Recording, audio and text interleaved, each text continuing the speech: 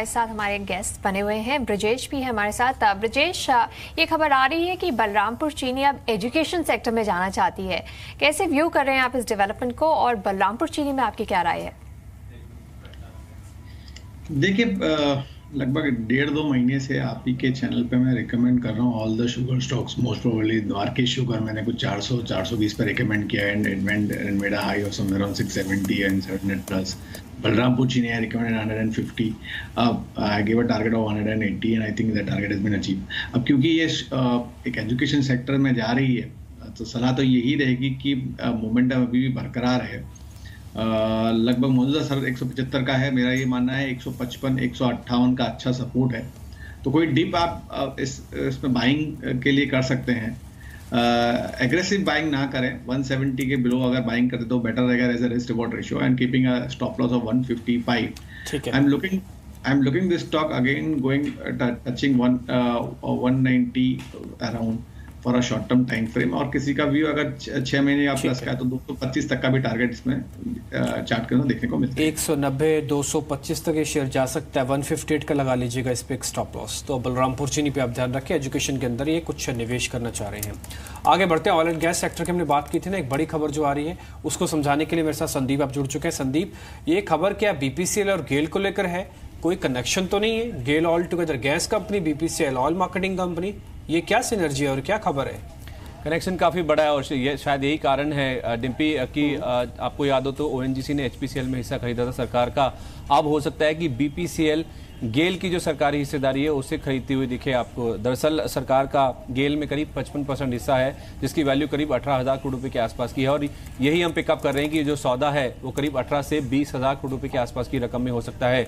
देखिए, अब जो सिनर्जीज की बात आप कर रहे हैं उसमें बीपीसीएल की ऑयल मार्केटिंग कंपनी के तौर पर आप इसे जानते हैं, लेकिन इस कंपनी की गैस कारोबार में बड़ा विस्तार करने की योजना है जिस वजह से हो सकता है गेल एक अच्छा फिट हो सकता है। देखिए, 4 कारोबार हैं गेल के: gas transmission, gas trading, LPG और पेटकेम। एलपीजी पेटकेम बीपीसीएल के पास भी है, लेकिन ये जो गैस ट्रांसमिशन और गैस ट्रेडिंग, ये 2 कारोबार हैं जो कि अगर इस मर्जर होता है जैसा कि बीपीसीएल आंक रहा है, हो सकता है कि उनको ये जो गैस ट्रांसमिशन और ट्रेडिंग का कारोबार है वो उनके खेमे में आता हो दिखे। अगले 5 साल में करीब 1 लाख करोड़ रुपए के आसपास का निवेश बीपीसीएल कर रहा है क्षमता विस्तार पे, और गेल एक बेस्ट कंपनी उनको नजर आ रहा है जो कि उनके गैस कारोबार के विस्तार के लिए सबसे बेहतर विकल्प हो सकता है। तो उसी को लेके जो बातचीत है वो शुरुआती दौर में जो हम पिकअप कर रहे हैं, सरकार से कोई फॉर्मल अप्रूवल नहीं मिला है, लेकिन जो बातचीत है काफी आगे बढ़ चुकी है और हो सकता है आने वाले कुछ दिनों में या तो फिर हफ्तों में ये जो डील है उसका अनाउंसमेंट आपको आता हो दिखे। ठीक है, बीपीसीएल गेल आज और 2 फोकस वाले शेयर हो गए। जो खबर आप बता रहे हैं बहुत इंपॉर्टेंट है, मार्केट का फर्स्ट रिएक्शन के साथ से ही पता लगने लगेगा कि डील किस तरफ बढ़ रही है। शुक्रिया संदीप ये जानकारी देने के लिए। आज हमने जो लिस्ट बनाई है उसमें आप बीपीसीएल और गेल भी जोड़िए शेयर्स की। आज हम लिस्ट की बात बोल रहे हैं, शेयर्स की बात बोल रहे हैं, तो जरा फ्यूचर्स के शेयर भी आप लिस्ट में जोड़ लीजिए। सुपरफास्ट फ्यूचर्स को शुरू कर रहे हैं, हेमंत हमारे साथ जुड़ चुके हैं।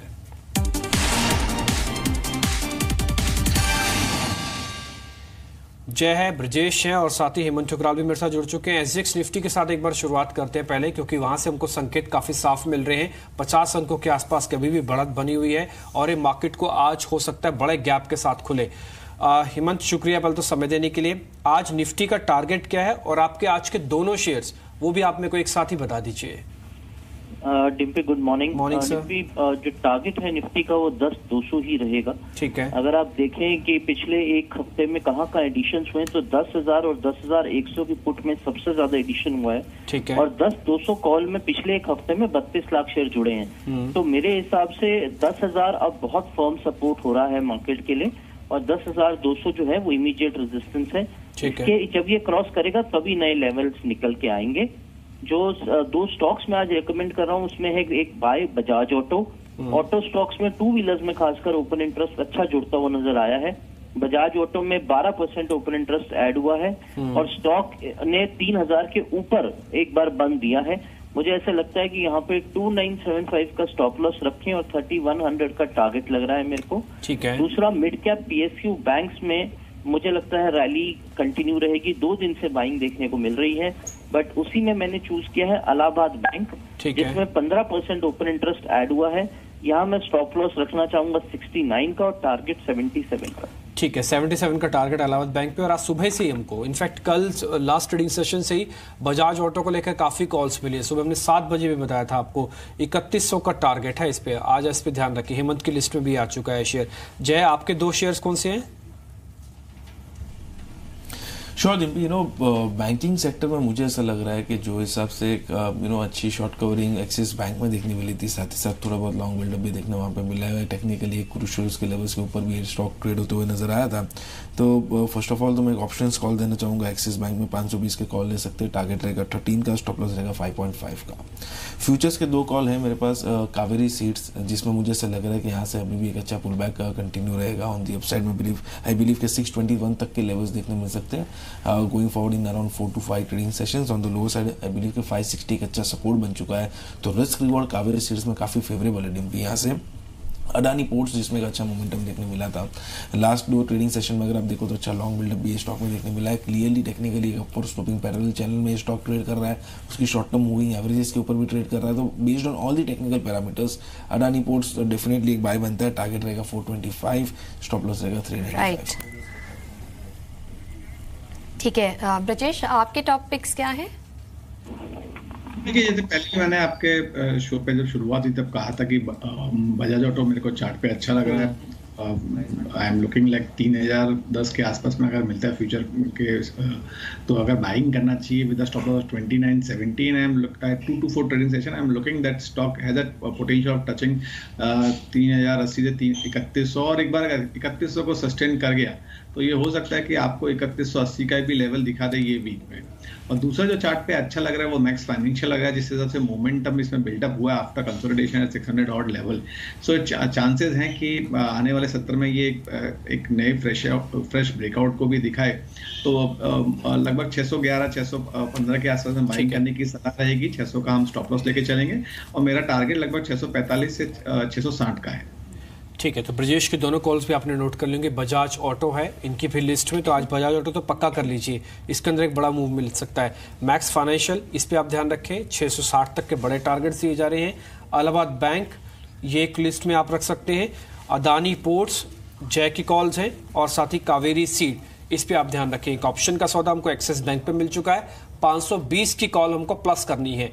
ये कुछ एक पर्टिकुलर शेयर्स हैं। अच्छा हेमंत, आपकी तरफ से कोई ऑप्शन का सौदा है क्या? देखिए, मैं आज कॉल लेने की सलाह दे रहा हूँ, जो स्टॉक अभी ब्रजेश नहीं बताया, मैक्स फाइनेंशियल्स के अंदर ही। ठीक है, मैंने 620 की कॉल लेने की सलाह दी है। 14 रुपए 50 पैसे से 15 रुपए के बीच में बंद हुई है। रीजंस टेक्निकली बहुत जो उन्होंने भी बताया कि 600 के ऊपर स्टॉक निकला है, और मेरे हिसाब से ओपन इंटरेस्ट भी 20% ऐड हुआ है।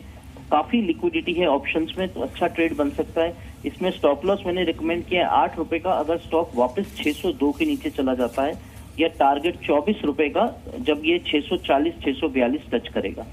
ठीक है, तो आपको बहुत बिल्कुल सिलेक्टिव शेयर्स मिल गया आज तो। मैक्स फाइनेंशियल 2 एनालिस्ट का व्यू, बजाज ऑटो 2 एनालिस्ट का व्यू मिल गया। एक्सिस बैंक पे आपको ध्यान रखना है, इलाहाबाद बैंक ध्यान रखना है। तो 4-5 शेयर्स ही हैं, इन्हीं में रणनीति बनाइए और पैसा कमाइए। ब्रजेश, इन्फोसिस की ऑप्शन भी आप देंगे क्या? जिस हिसाब से डिम्पी जी मूवमेंट हुआ है चार्ट पे, वो दर्शाता है कि थोड़ा सा short term negative to positive हुआ है। इसके लिए सलाह यही रहेगी, 920 की कॉल ले सकते हैं आप लगभग 11 रुपए के आसपास में। 6 रुपए का आप स्टॉप लॉस लगाएं, और टारगेट लगभग 20 रुपए के आसपास का निकल रहा है। ठीक है, अब वक्त है टुडेज ट्रेड का।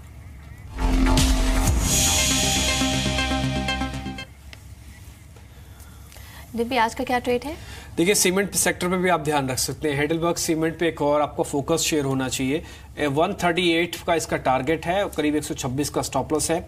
बहुत बेसिक चीज है। थीम चल रही है, उसके अंदर आप डिलीवरी चेक कीजिए, शेयर्स के एवरेजेस चेक कीजिए, सब कुछ ठीक है। डेली चार्ट्स पर अहम एवरेजेस के ऊपर है, ये हम 50, 100 एंड 200 डालते हैं, इन तीनों के ऊपर है। डिलीवरी वॉल्यूम करीब 86% का है। प्रमोटर की हिस्सेदारी ऑलमोस्ट 70% है। और यहाँ पे थोड़ा सा ध्यान रखा जा सकता है, कंपनी अपने डेट को थोड़ा और कम करने वाली है।